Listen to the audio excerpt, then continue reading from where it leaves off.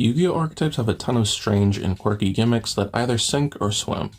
We've seen success among strategies like Snake Eyes and Centurion, placing monsters in the spell and trap zone. We've seen mixed results for things like Geminis and Unions, and LVs have been a complete failure. LVs were introduced in 2004 Soul of the Duelist, and they've always been bad.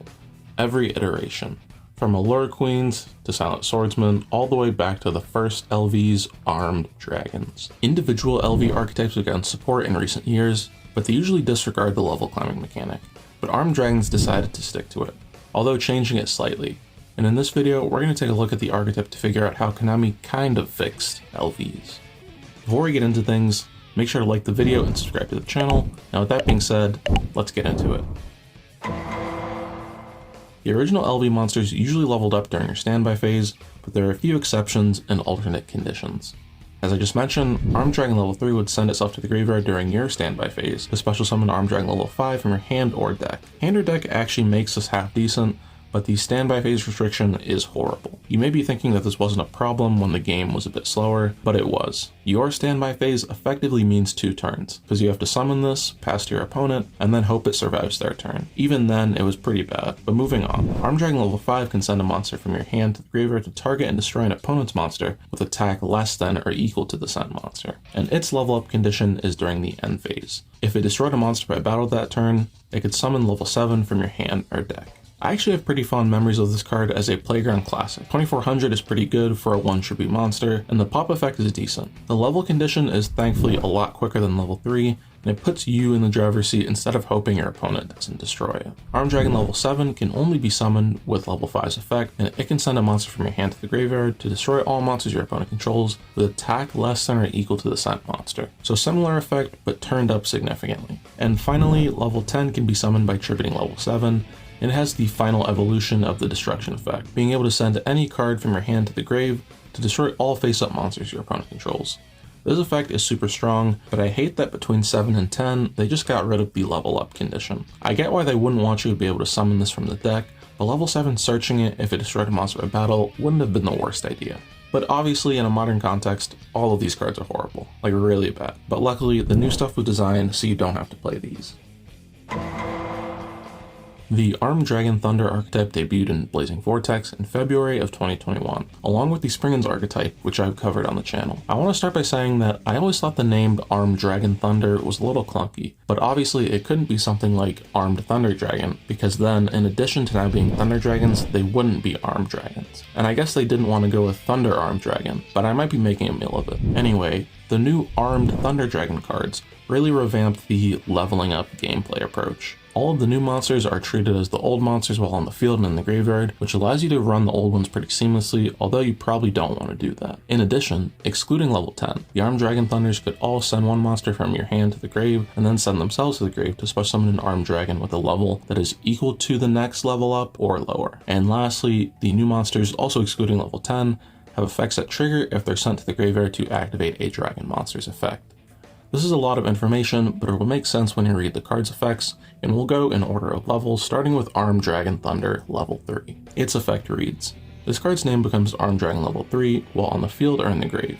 You can send one monster from your hand to the grave. Send this card from the field to the grave, and if you do, special summon one level 5 or lower Armed Dragon monster from your hand or deck. If this card is sent to the graveyard to activate a Dragon monster's effect, you can draw one card. So the new leveling up mechanic was just tributing the monster and sending a monster from your hand to the graveyard, kind of combining the effects of the originals. And now they all recoup themselves as a resource if they're used to activate the level up effects. In this instance, level 3 lets you draw. Armed Dragon Thunder level 5 has the same effect word for word, except if it's sent to the graveyard to activate a Dragon monster's effect, you can add a level 5 or higher Wind Dragon from your deck to your hand. This gets you access to 7 and 10, but there are other non-archetype search targets, like the high-level Dragoonity monsters, Dracotail Pan, or Genesis Dragon, but the first one you probably thought of was Tempest Dragon Ruler of Storms. For level 7, instead of searching a level 5 or higher Wind Dragon, it can add any Armed Dragon card from your deck to your hand. And after 7, we have the boss monster, Armed Dragon Thunder level 10. Its effect reads: if this card was special summoned by the effect of an Armed Dragon monster, it gains the following effects based on its attack. 1. Its name becomes Armed Dragon level 10. 10. Control of it cannot be switched. 100. Cannot be destroyed by battle. 1000. Once per for opponent's turn, quick effect. You can send one card from your hand to the graveyard, then target one other card on the field. Destroy it, and if you do, this card gains 1000 attack. 10,000. Once per turn, you can destroy all other cards on the field. Instantly, it'll have the first 4 effects, which is great, but that board wipe seems almost unattainable. But the spells and traps do help you get there. And the final monster from Blazing Vortex was Armed Dragon level 10 white. This is a reference to GX episode 70, where Chaz, now a member of the Society of Light, equips his Armed Dragon with the spell White Veil. Its effect reads, cannot be normal summoned / set, must be special summoned by its own effect. You can banish Armed Dragon monsters from your field and or graveyard whose total levels equal 10, special summon this card from your hand, then you can add one White Veil from your deck to your hand. You take no effect damage. At the start of the damage step, if this card attacks, you can destroy one card on the field. The summoning condition is really nice because you can now make use of the many Armed Dragons in your grave, and the effect to search White Veil is a cool reference, but it's probably best to leave the equip spell out of the deck. And finally, the damage step effect is great. It activates during the damage step, meaning it's hard to interact with, and the pop effect does not target. Having 2 easy to summon level 10s opened up some interesting Xyz plays. After the battle phase, if your opponent sold life points, you could make Gustav Max to finish the duel off, and in a more modern setting, you could make something like Verudris to set up an Omni Negate. Moving on to the spells, we have to start with the craziest one, Armed Dragon Flash. It special summons a level 3 Armed Dragon from your deck. It is a hard once per turn, but it's still crazy. It's quick launch, but for Armed Dragons. I remember Dragon Link players being excited for this card's release because it could be another extender, but it never really caught on. But this is the exact kind of spell that Armed Dragons needed. The next spell is Armed Dragon Blitz, which can also special summon monsters from the deck, but in a slightly different way. It lets you target an Armed Dragon and take one from your deck or graveyard with the same name and add it to your hand or summon it. But it can attack, and you're locked into dragons the turn you activate the card. This is another way the original LVs are incorporated into the deck, but it allows you to get the search effect of Armed Dragons that you already control. And the last spell is a continuous spell, Armed Dragon Lightning. If an Armed Dragon monster you control would be destroyed by card effect, you can send this card to the graveyard instead. You can target one Armed Dragon monster you control, then activate one of these effects. It gains attack equal to its level times 100, even if this card leaves the field, or add one Armed Dragon monster with an equal or lower level than that from your graveyard to your hand. This card acts as a way to boost level 10's attack, while also serving as protection and having a recycling effect. It's actually pretty good. And finally, the trap card, Armed Dragon Thunderbolt. It also has an attack gain effect, but you can inflict damage to your opponent with the monster that gains the boost, so it's purely for level 10's effect, which is pretty disappointing. But it can banish itself to recycle one of your spells, but it can't do both in the same turn. This card sucks, no sugarcoating it. It's the easiest way to get your boss monster to 10,000, but it's super lackluster. Overall, this stuff is pretty decent. You go neutral on the level ups because the discarded Armed Dragon searches, and it's fairly consistent, but I think Armed Dragon Thunder level 10 is kind of a low ceiling. Drill Armed Dragon is a variation of Armed Dragon level 3 with an effect that reads, you can send this card and one other Wind Dragon from your hand to the graveyard.